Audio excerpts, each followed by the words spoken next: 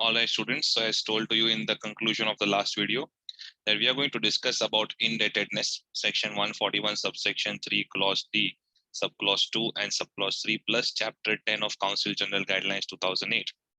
So the logical part will be just to have a look. I just to have one look at this, what is given in chapter 10 and read these lines.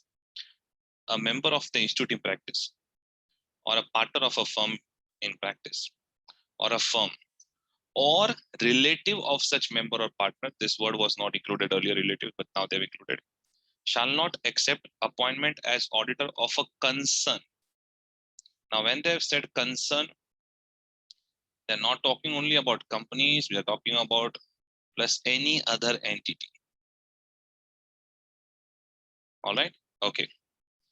Then, while indebted to the concern or given any guarantee or provided any security in connection with indebtedness of any third person to the concern.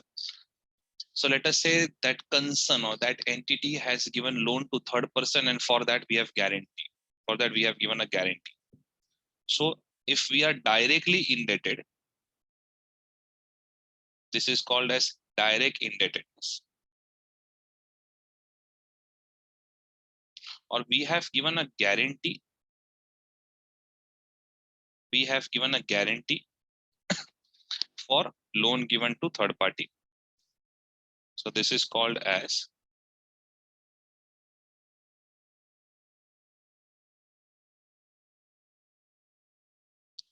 indirect indebtedness.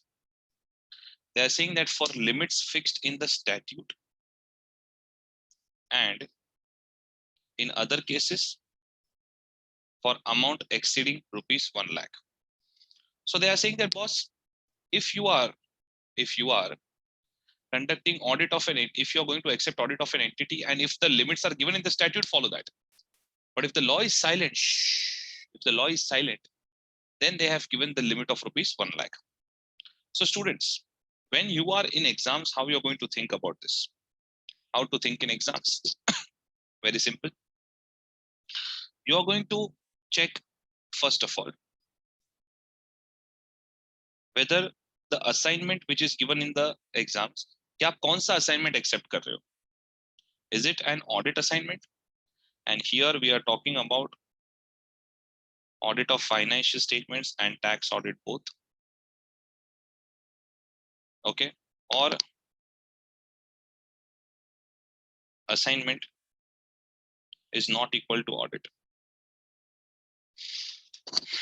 If assignment is not equal to audit, then in that case, there is no restriction on indebtedness. See, for internal audit, they have technically not given about internal audit over here. You know, you guys, we can extend the interpretation saying that this particular clause should also be applicable for internal audit, but that is not how the interpretation has been explained in Code of Ethics, because internal auditor can also be an employee, right? So he can also have shares in the company. So internal audit we will not discuss over here. We are discussing about audit of financial statements and tax audit. All right. Okay. Now focus over here. If assignment is not equal to audit, then there is no restriction on indebtedness. If you are giving if you are providing consultancy services, then just don't get into the trap of rupees 1 lakh and stuff. Understood this? Okay. For internal audit, we can just say that on ethical note, the person should not be indebted. We cannot say that, okay, this person should not accept the assignment or something. We cannot use such harsh words for internal audit. Be careful about it. All right. So if assignment is not equal to audit, then there is no restriction on indebtedness. If assignment is equal to audit, audit of financial statement, tax audit, then how you are supposed to think further. All right. Okay. So I was saying that they have covered direct indebtedness, indirect indebtedness, but first they are saying that, okay, you please check the limits fixed in the statute. All right. So if assignment is equal to audit, and if client is a company, whether audit of financial statements or tax audit, if client is a company, then in that case, we need to check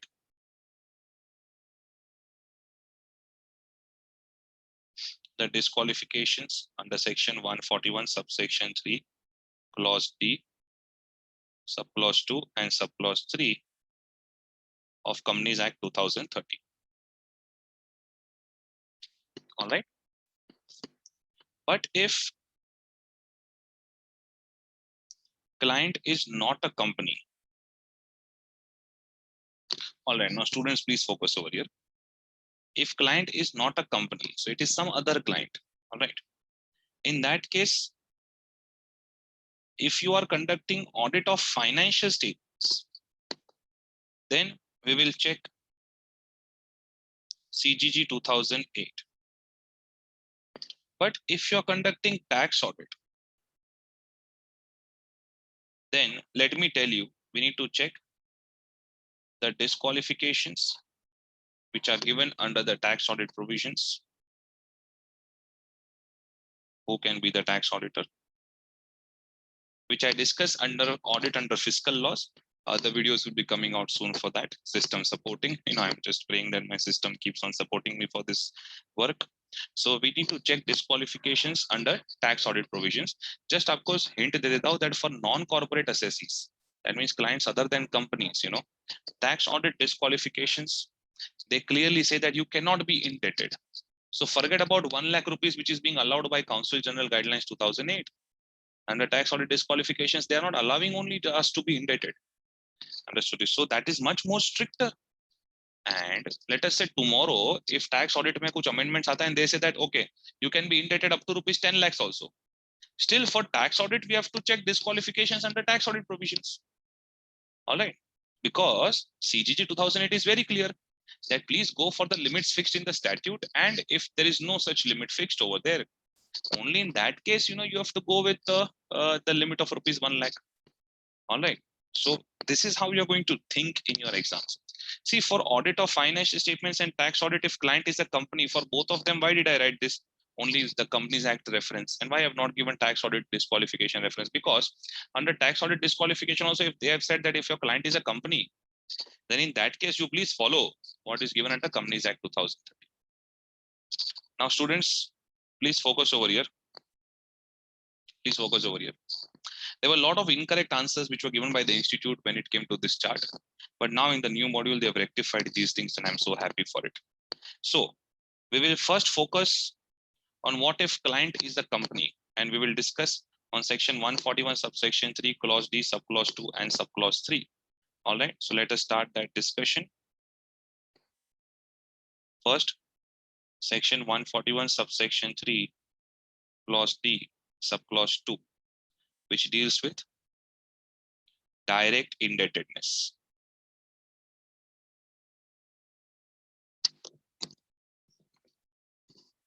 Which deals with direct indebtedness. Okay. Now look over here. A person who or his relative or partner is indebted to the company or its subsidiary or its holding or associate company or a subsidiary of such holding company in excess of rupees 5 lakh. All right. So please come to this discussion. So let us say person, partner, relative, all covered. They are indebted to. Okay. C1, C2, C3, C4, C5, all group companies are covered over here. All right. And if this amount is in excess of rupees 5 lakhs, if this amount is in excess of rupees 5 lakhs, in that case, the person partner, they're going to be disqualified. All right. Okay. When I say indebted to, very simple, just think from your accounts angle, means any liability where we are supposed to pay money, where we have the obligation where we are supposed to pay money, monetary obligation on the person part related towards the C1, C2, C3, C4, C5. Naturally, we're going to take a combined limit over here. We are going to take a combined limit over here. There are multiple discussions that I want to do, but first, let me just finish off the plain reading of the sections. Section 141, subsection 3, clause 3, subclause 3, which is also called as indirect indebtedness, giving guarantees. All right.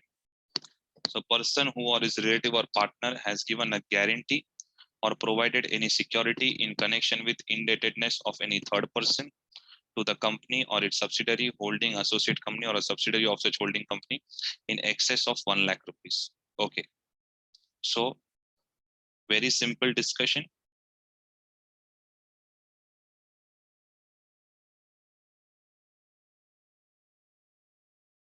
Person, partner, relative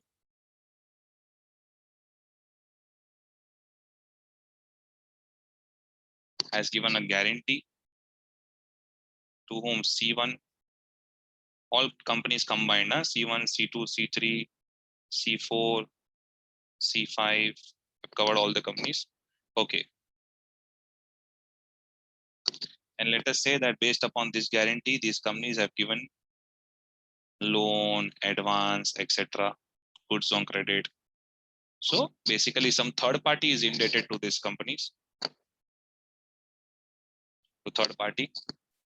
If the amount of guarantee exceeds rupees 1 lakh, if it is exact 1 lakh, then yeah, if you see the disqualification numerical limits, everywhere they have used this word exceeds. Okay. So if the amount of guarantee exceeds rupees 1 lakh, in that case, this person, partner, they will be disqualified. Okay, so this is the plain reading of section 141 subsection 3, clause D, subclause 2 and subclause 3. Students, when it comes to bank audit, also these limits continue to apply. So we have to ensure that because in bank audit also they have said that the audit provisions will be as applicable for Companies Act 2013. So in case of bank audit also these limits continue to apply. Okay, we move ahead in the discussion. Students, whenever we talk about this direct indebtedness, where we are directly indebted to the company, of course, if you have taken just a little bit expansion on direct indebtedness, इसके अंदर क्या क्या cover हो सकता है? Naturally, if you have taken loans or advances, or let us say you have taken goods on credit. If it is not at arm's length price, that's a different discussion altogether. Of course, these goods should be taken on credit at arm's length price. Even if it is at arm's length price, if amount exceeds more than 5 lakhs, in any case, it is not allowed. तो काफी बच्चों को ऐसा लगता है कि just because arm's length price पे है तो amount can exceed 5 lakhs. No. If it is even at arm's length price, तो basic condition है goods. If you are taking goods on credit, it should be at arm's length price. But that also, credit cannot exceed more than rupees 5 lakhs. Be careful. Okay, if it is not at arm's length price, that discussion is covered in other clause. But critical discussion is this. You have taken your audit remuneration in advance. Now, when we talk about audit remuneration in advance, we need to exactly understand कि हम कब कहते हैं कि okay, you have taken audit remuneration in advance. Understood this? Because taking fees in advance, that means before it becomes due, taking fees in advance is also one kind of liability. And for a single day also, your liability should not exceed rupees 5 lakhs. Understood this? Okay. So, audit remuneration.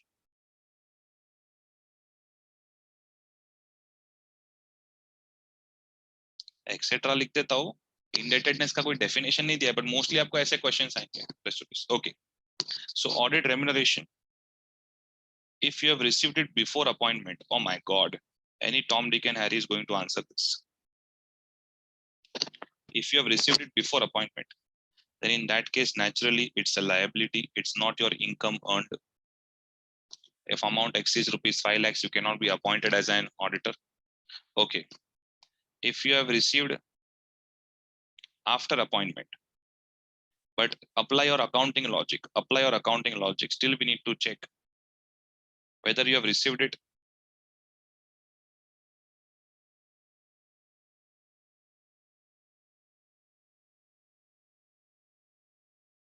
before signing audit report, or you have received it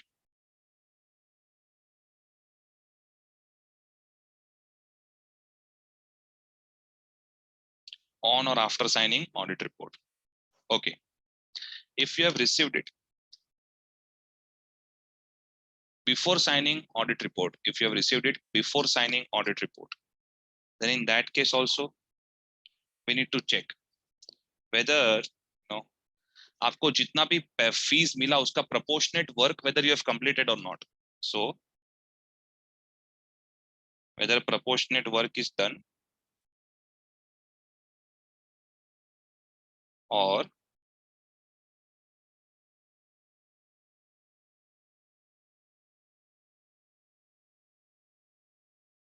proportionate work is not done. If proportionate work is done, तो आपको जो amount मिला उसका proportion में अगर if your work is done natural it is subjective analysis. Auditor normally क्या करता है, बजटेड आवर्स बनाता है, because it's a service, no, we are not providing goods, so it's very difficult to analyze the proportion of work. But normally we do a budgeted hour analysis that okay, we were expecting to put 5,000 hours in this audit, we have completed 3,000 hours, so if I receive 60% of fees it is okay, or something like that, or based upon the checklist, that okay, this much work was supposed to be done, this much done, then fine, we can take it. So proportionate work if it is done, तो जितना आपको पैसा मिला proportion, it is income earned, not your liability. It is income earned on progressive basis. This is applying accounting logic, and this was also clarified by the institute via guidance notes. If proportionate work is not done, then in that case it is your liability. Sir पर वो आगे जाके तो set of होने वाला है ना sir, it is just going to get set off in the future, but that does not matter. No, it's your liability, and if it is exceeds rupees 5 lakhs, in that case you will be disqualified. Okay. On or after signing audit report, naturally whatever amount you receive, that is your income earned. All right. Okay, so please ensure that ये जहाँ पे liability आ रहा है, please be careful. If this amount exceeds rupees 5 lakhs, just because it's a liability, you are not disqualified. Hey baba, please keep yourself alive in the exam. If this amount exceeds rupees 5 lakhs, in that case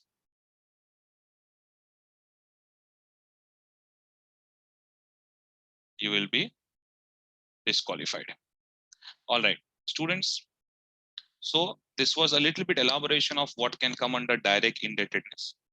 So for direct indebtedness, limit is 5 lakh rupees. For indirect indebtedness, limit is 1 lakh rupees over here.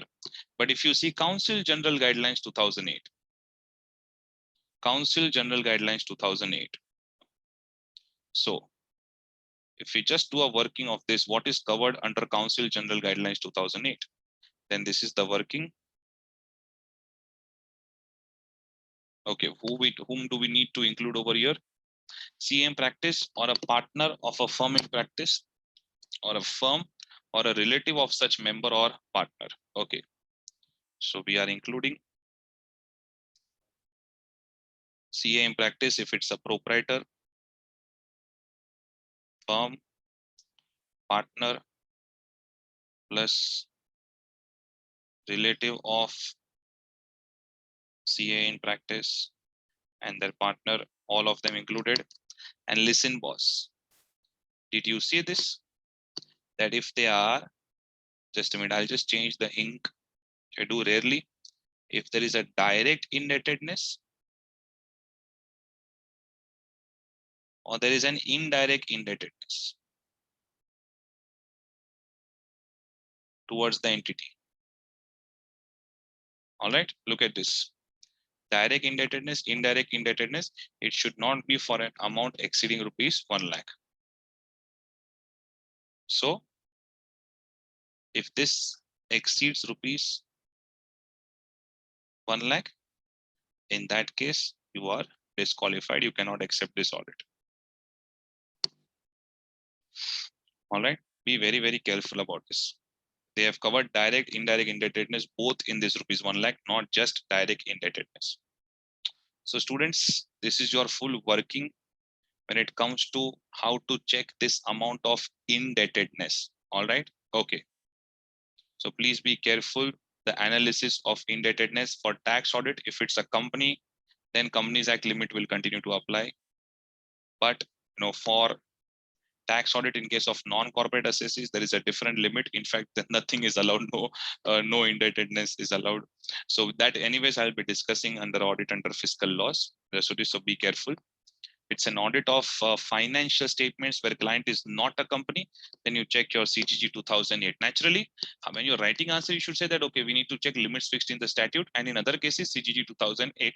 Then you tell them, but agar audit of a partnership firm hai, audit of a trust hai, then ensure that you please check the limits of CGG 2008. Be careful about it. All right. Okay. We move ahead in our discussion, students. Be very, very careful in this whole discussion. But I need to just cut down this video because indebtedness, I'm keeping a separate video because I keep on getting requests from the students for this indebtedness doubt. So I can just share this video with them. So just for my convenience, I'm cutting down this video. We are done with the discussion of indebtedness. We will move ahead further in the next video now.